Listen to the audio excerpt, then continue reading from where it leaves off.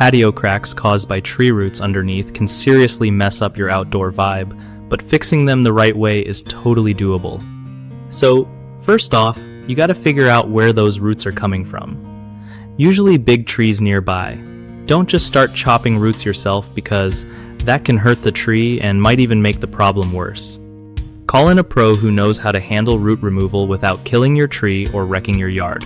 Once those roots are taken care of, it's time to fix the cracks in your patio. Use a good quality concrete patch or epoxy filler to seal up the cracks so water doesn't sneak in and cause more damage. Keep an eye on your patio and trim any tree roots that start creeping close again before they cause trouble.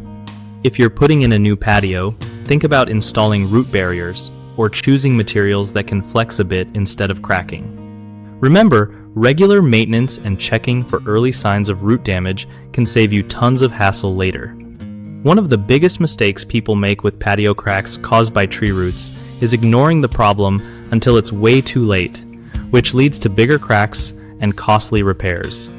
Fix this by addressing small cracks as soon as you see them and keeping an eye on root growth near your patio. Another common issue is trying to fix the cracks without removing the roots first. This just means the cracks will come back fast.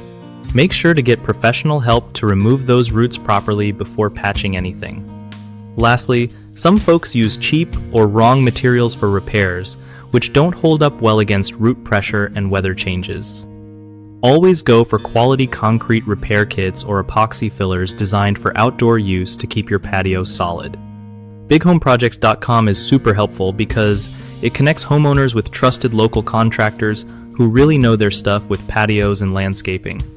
Plus, it helps contractors find more work by matching them with people who need those exact skills, making life easier for everyone involved.